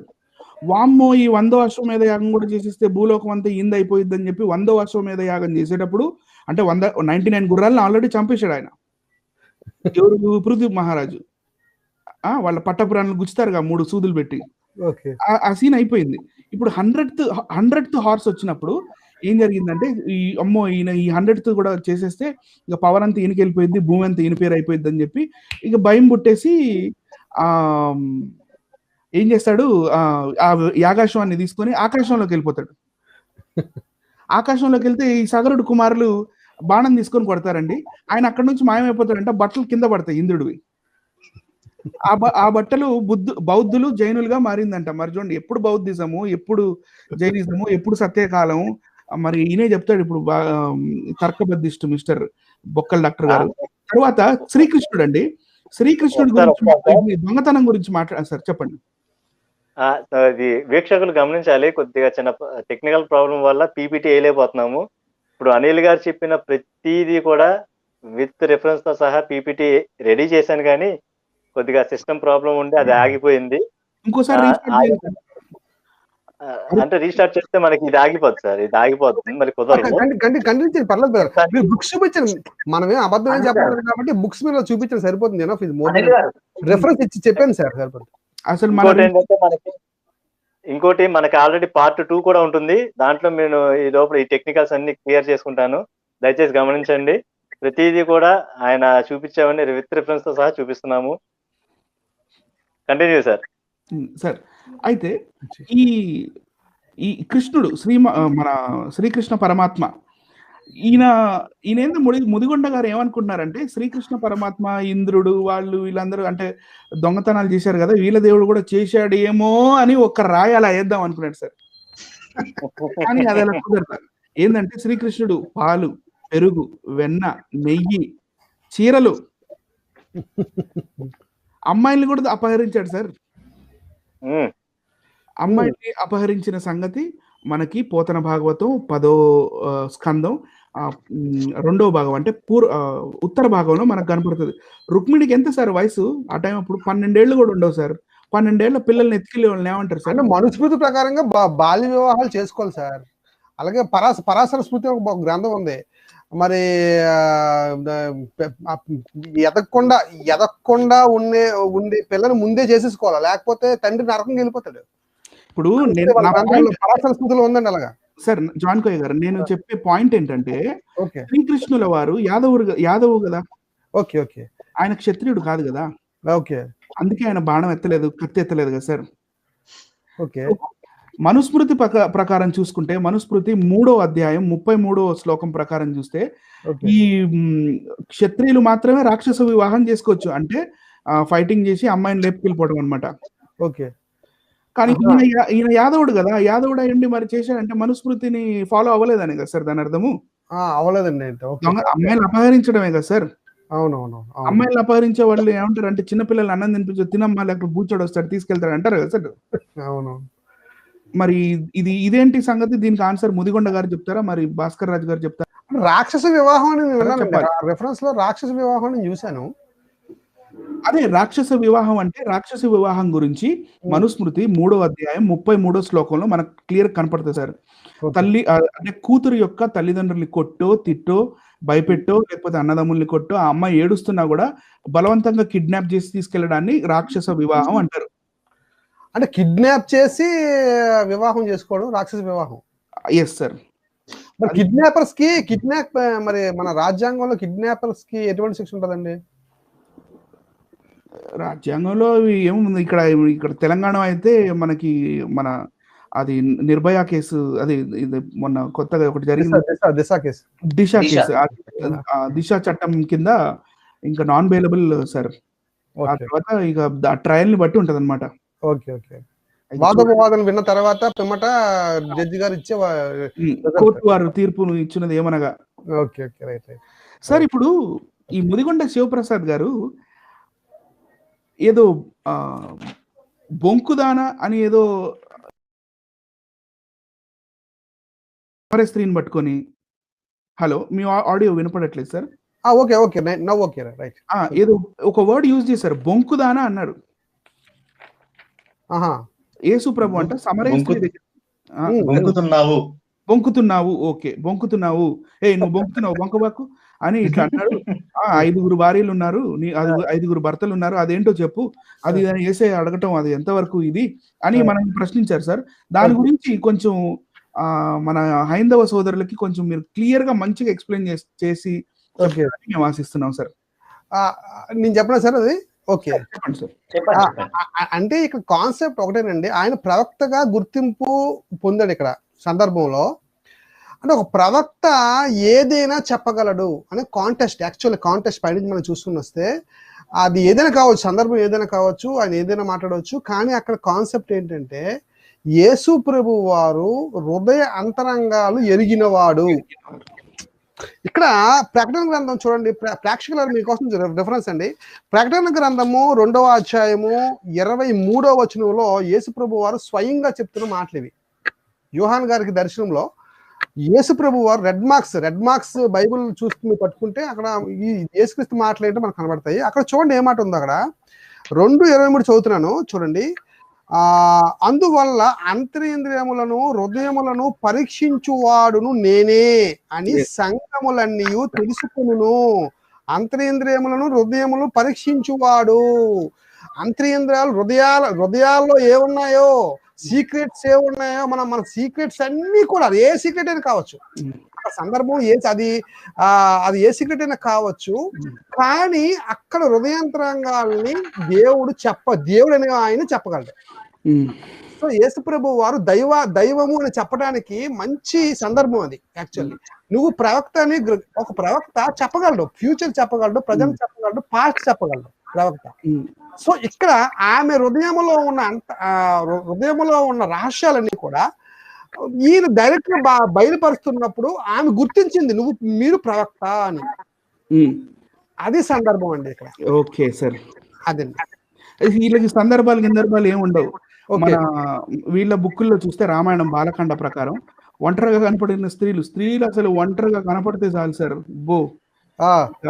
మన ఇంద్రుడు గారు ఉంటారు కదా, ఓకే, వెళ్ళి అహల్య గారితో ఏం చేశారు ఏంది ఆ మ్యాటర్ మనందరికి తెలిసిందే. ఓకే, ఆ తర్వాత ఏమైంది, వృషణాలు ఎలా ఊడిపోయాయి ఏంటి.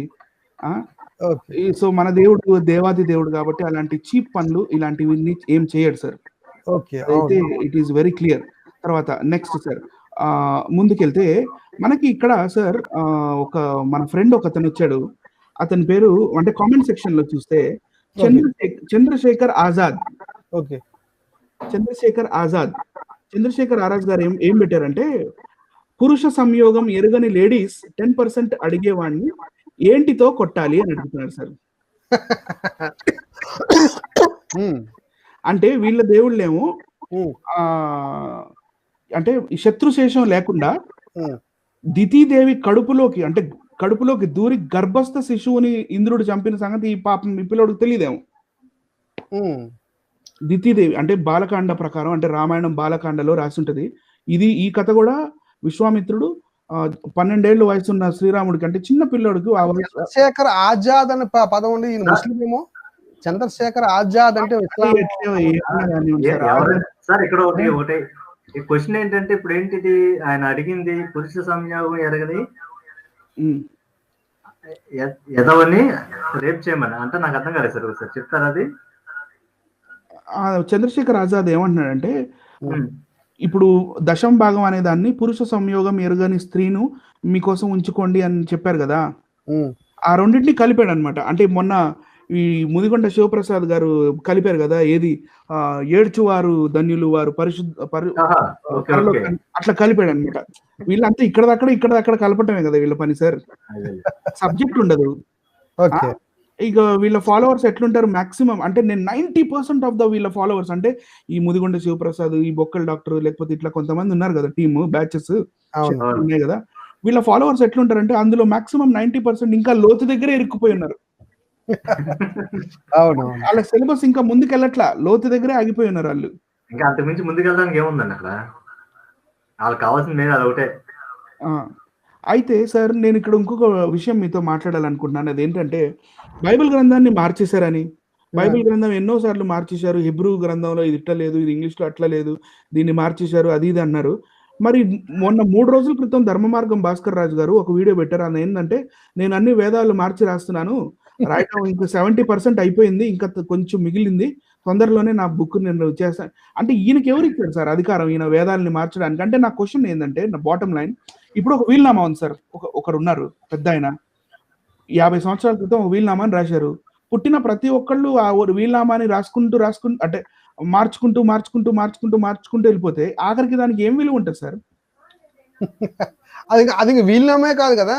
ఇప్పుడు ఈయనేమో నేను మారుస్తున్నాను అని చెప్పి వీడియోలు కూడా పెడుతున్నాడు భాస్కర్ రాజు గారు. బైబిల్ గ్రంథం మారలేదయ్యా బాబు.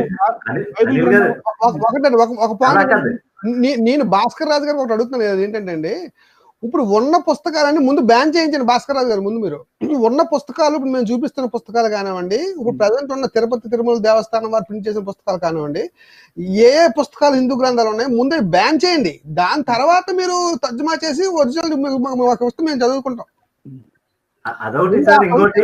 ముందా పని చేయకుండా మీరు తర్జుమా చేస్తే ఎలాగండి? ఆయన ఏమంటున్నారంటే, 4 ఋగ్వేదము 4 రాశారంట.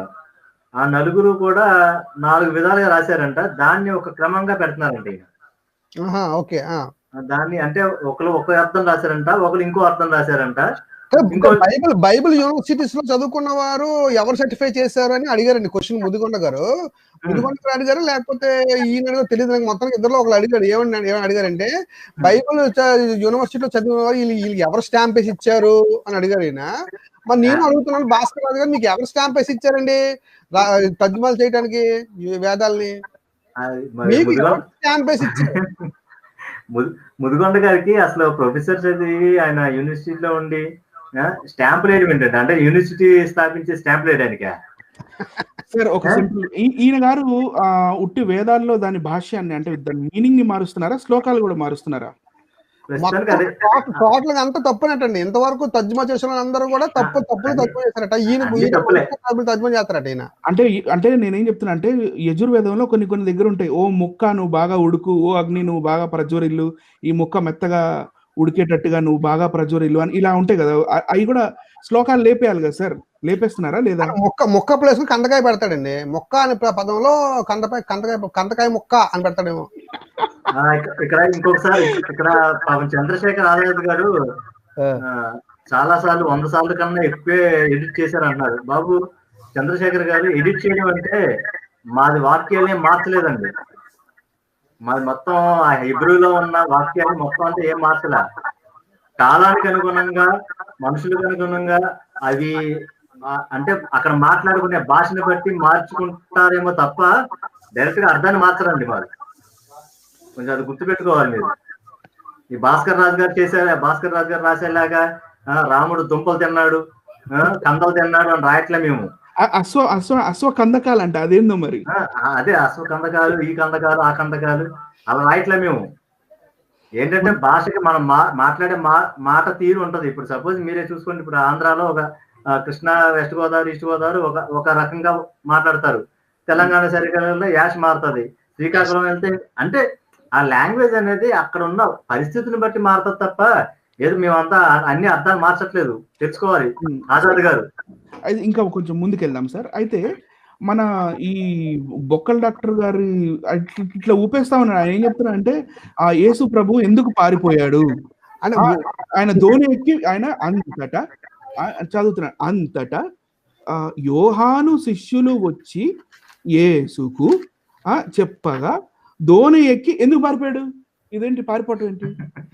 అది అంటే అంటే అదొక కంప్లీట్ ప్లానింగ్ తోట. నువ్వు మొత్తం అన్నా చదవండి సార్, మొత్తం చదవండి. తర్వాత ఏం జరిగింది జాన్ కోయ గారు కొంచెం ఎక్స్ప్లెయిన్ చేసి మన ఎస్ అండి. మత్తయి ఈ సందర్భం ఆయన చెప్పింది మా సందర్భం క్లియర్ చేస్తాను. మత్తయి సువార్త 4వ అధ్యాయం 12వ వచనంలో ఈ పాయింట్ మనకు కనబడుతుందండి. చూడండి, మత్తయి సువార్త 3వ అధ్యాయం 12వ వచనం, యోహాను చెరపట్టబడిన యేసు విని గలిలయ తిరిగి వెళ్ళి నజరేతు విడిచి అని ఒక పదం ఇక్కడ మనకు కనబడుతుంది. జేబూలును నఫ్తాలి దేశమును ప్రాంతములకు సముద్ర తీరాన్న కపెర్నహూమునకు వచ్చి కాపురం ఉండెను. ఇలాంటి సందర్భం ఉంటది. ఈ ప్రాంతం అంటే వేరే దేశం ఏదో పారిపోయాడు అంటండి అంటాడు ఈయన అంటాడు వేరే దేశం ఏదో పారిపోయాడు అంటాడండి. కానీ యాక్చువల్లీ ఈ 2 కూడా గోత్రాలు. ఈ 2 కూడా అసలు యాకోబు కుమారులలో 2 కుమారులు, ఆ గోత్రకర్తలు వాళ్ళు. ఆ గోత్రకర్తల పేరు మీద ఉన్న ప్రాంతాలు అవి. ఎందుకంటే యెహోషువ గ్రంథము 19వ అధ్యాయము 32 నుంచి 34, యెహోషువ గ్రంథం 19వ అధ్యాయం 10, 11, ద్వితీయోపదేశకాండం 33వ అధ్యాయం 18 మరియు 23, ప్రకటన గ్రంథం 7వ అధ్యాయము 6 మరియు 8, ఆది కాండం 49, 13 అలాగే 21. ఈ వచనాలు చూసుకుని మనం ఆలోచిస్తే ఆ గోత్రకర్తలకి ఆ ప్రాంతాలు ఇచ్చారండి. అది గలిలయ ప్రాంతంలో కెపెర్నహూము, ఆ ప్రాంతము సముద్ర ప్రాంతం. ఓకే అండి. ఇది ప్రవచన నెరవేర్పు కోసం యేసుప్రభు ఆ ప్రాంతానికి వెళ్ళారు. ఆ యెషయా గ్రంథం 9వ అధ్యాయం 1 నుంచి 2 మనం ఆలోచిస్తే చదువుకుంటే అక్కడ ఆ సముద్ర ప్రాంతానికి యేసుప్రభు వారు వెళ్ళడం జరిగింది. ఇప్పుడు సార్ అంత నాలెడ్జ్ ముదిగొండ గారికి లేదండి. అసలు సబ్జెక్ట్ లేదు. ఎందుకంటే ఆ ప్రాంతాలు ఏదో వేరే దేశాలండి, వేరే దేశం పారిపోయాడండి, వేరే దేశం పారిపోయాడు అంటున్నాడండి ఇద్దరు కలిసి. కానీ అక్కడ ఉన్నది ఆ గలలియ ప్రాంతం దగ్గరే ఉన్నాడు ఆయన. అసలు సార్ నేను ఏం చెప్పాలనుకుంటున్నా అంటే ఈ వీళ్ళిద్దరు పెద్దవారు, వీళ్ళిద్దరు అంటే మన ముదిగొండ గారు, ఈ బొక్కల డాక్టర్ గారు, వీళ్ళిద్దరు ఎన్నడూ ఇజ్రాయెల్ మ్యాప్ ని కరెక్ట్ చూసినట్లేరు. ప్రాంతాల పేర్లు తెలియదు కానీ మన ఇండియాలో ఉన్న ప్రాంతాల పేర్లు నాకు తెలీదు. ఇంకా ఇజ్రాయెల్ దేశంలో ఉన్న ప్రాంతాల పేర్లు వాళ్ళకేం తెలుసుకుంటారండి అసలు.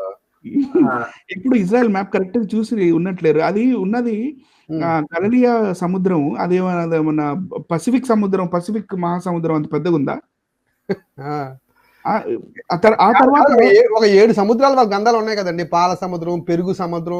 కొన్ని గ్రంథాలు నేను చూసానండి, పెరుగు సముద్రం కొన్ని గ్రంథాలు ఉంటే మరికొన్ని పురాణాలు నేను ఎతికితే నాకు ఏం కనబడింది తెలుసా, మజ్జిగ సముద్రం అట. అంటే పెరుగు ఎప్పుడు చిలికారు, ఎప్పుడు మజ్జిగ అయిపోయింది?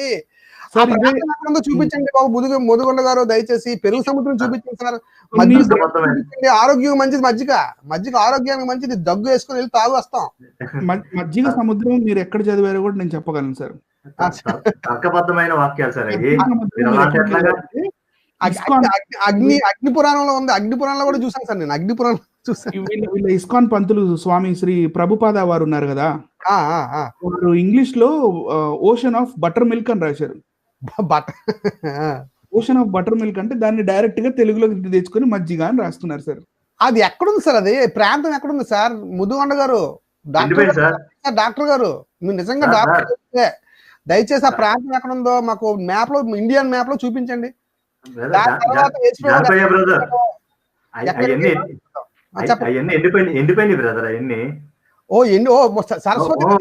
సరస్వతి నది ఎలాగైతే ఎండిపోయిందో ఇంకొక సీక్రెట్ తెలుసా? ఈ అంటే ఈ జంబూ ద్వీపానికి అతుక్కొని ఉన్న భరతఖండం ఏదైతే ఉందో, ఆ భరతఖండంలో పృథు మహారాజు అంటే సగరుడు అనే సగర చక్రవర్తి యజ్ఞాశ్వాన్ని తీసుకెళ్ళినప్పుడు యజ్ఞాశ్వాన్ని వెతుక్కుంటూ వీళ్ళు తవ్వితే ఈ సముద్రాలు వచ్చినాయి అంటే అది ట్విస్ట్ సార్. రామాయణంలో ఒక చదివాను సార్. ఇది కొందరు ఏం చేస్తారంటే తవ్వుకొని వెళ్ళిపోతుంటే ఏనుగులు ఉంటాయండి. ఒక దగ్గరికి వెళ్తే కొన్ని ఏనుగులు ఉంటాయి, మరో దగ్గరికి వెళ్తే మరికొన్ని ఏనుగులు ఉంటాయి. ఈ ఏనుగులన్నీ భూములు మోస్తుంటాయి. ఇంతకీ ఏనుగులు భూములు మోస్తున్నాయా అనేది మరొక ప్రశ్న అండి, పెద్ద ప్రశ్న. వీళ్ళ గ్రంథాలు అన్ని తర్కబద్ధమేనండి. ఏనుగులు మోస్తాయి. వరాహ అవతారంలో ఉన్నప్పుడు మరి విష్ణుమూర్తి వరాహంగా ఉండి ఎత్తాడు. మరి ఆయన ఎప్పుడు శేషనాగు అంటే పాము పడగ పైన ఉంటది భూమి. మీ మూడట్లు ఏది కరెక్ట్ అంటారండి అనిల్ గారు? ఇప్పుడు ఏనుగులు కరెక్టా, పాము కరెక్టా, లేకపోతే వరాహ అవతారం కరెక్ట్ అంటారా? ఈ ఎవరు మోస్తున్నారు ఇంతకీ?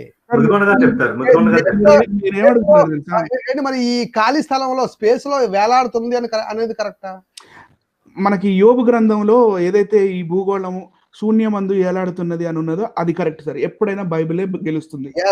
తర్కబద్ధం, అది తర్కబద్ధం అంటే అదండి సార్. అయితే ఇప్పుడు ఇంకో మన చంద్రశేఖర్ ఆజాద్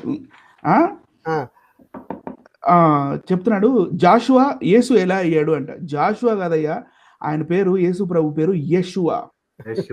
ఇన్ అరమైక్ లాంగ్వేజ్, మీకు అరమైక్ లాంగ్వేజ్ అంటే అది ఏందో కూడా తెలుసో తెలీదో నాకు తెలీదు. అరమైక్ లాంగ్వేజ్ లో యెషువా అని పిలిచేవాళ్ళు. యెషువాని తెలుగులో యేసు చేశారు. అర్థమైందా? మీ దేవుళ్ళ లాగా 1000 పేర్లు ఉంటాయి కదా, లలిత సహస్రనామం, విష్ణు సహస్రనామం, ఇన్ని సహస్రనామం, ఇవన్నీ అన్ని పేర్లు ఉండవు మా దేవుడికి కొన్ని పర్ఫెక్ట్ నేమ్స్ ఉంటాయి.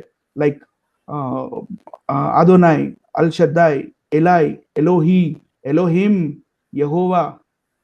అది సో అది పవర్ఫుల్ నేమ్స్. అవి భావం, స్వభావం అండి. బైబిల్ అనేది స్వభావరీతిగా ఉన్నది అంతే కూడా. Character sir. ఓకే, అయితే లాస్ట్ లో ఈ సుప్రీం సాక్రిఫైస్ గురించి మాట్లాడి నెక్స్ట్ పార్ట్ 2 లో మిగతా భాగాలన్నీ చెప్దాం sir. Okay right. Supreme sacrifice గురించి పార్ట్ 2 లో కూడా కొద్దిగా ఈ రోజు ఏమన్నా పీపీటీ లాంటి చూపించినంటే ఆ రోజు చూపిస్తాం.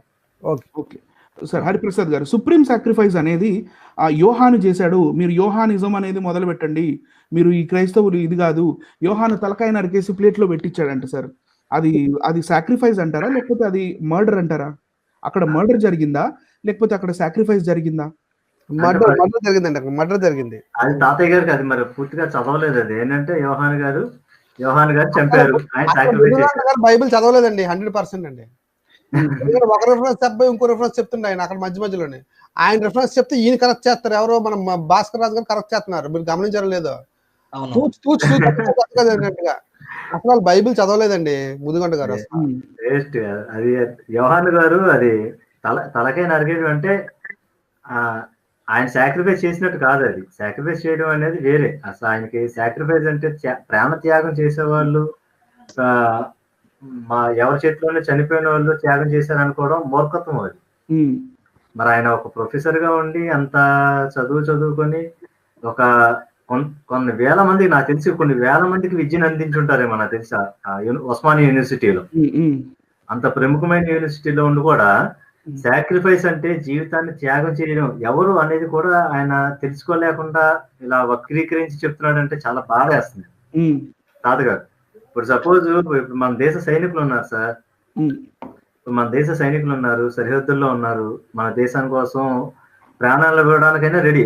ఇప్పుడు ఇన్ కేసు సంథింగ్ మనం చూసుంటాం, చైనా వారు ఇవన్నీ జరుగుతూ ఉన్నాయి, దాంట్లో చనిపోయిన వాళ్ళు ఉంటారు. అది సార్ ప్రాణ త్యాగం అంటే.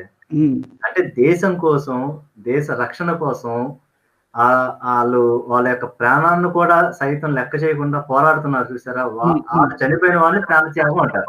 అమరత్వం, అమరత్వం, ప్రాణ త్యాగం అంటారు. ఇప్పుడు ఎవడో ఏదో చేశాడు అని చంపేశాము అంటే, ఇప్పుడు సపోజ్ ఒక మర్డర్ జరిగిందని ఆ ప్రాణ త్యాగం ఎలా చేశారంటారు? అసలు అది దేనికోసం, అసలు ఎందుకు చచ్చిపోయాడు ఏంటంటే తెలియాలి కదా.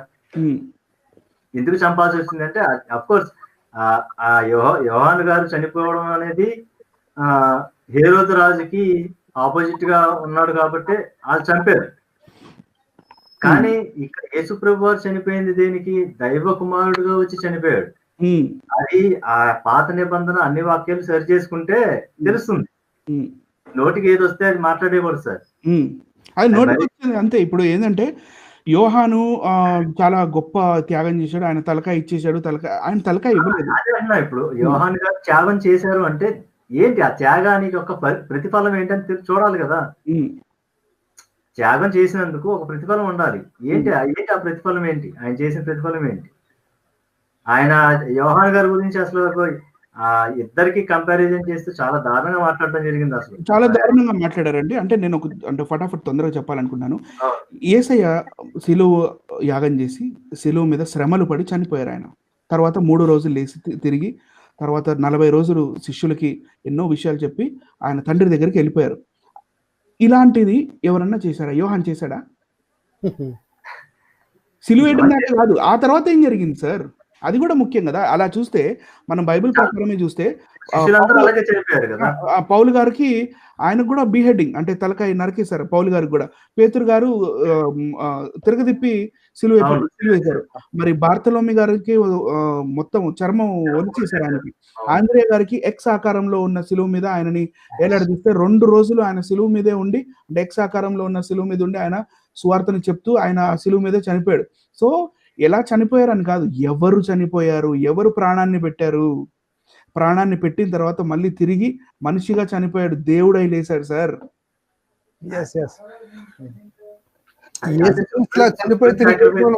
అదే యేసుక్రీస్తు లాగా చనిపోయి తిరిగి లేచే నిజమైన మగాన్ని ఒకటి చూపించండి. నిజమైన మగాన్ని ఎవరైనా చూపించగలరండి ఈ సమాజంలో? ప్రశ్న అడుగుతున్నాం అండి మేము క్రైస్తవులుగా ప్రశ్న అడుగుతున్నాం. యేసుక్రీస్తు లాంటి మగవాడు, యేసుక్రీస్తు లాంటి చనిపోయి తిరిగి లేచిన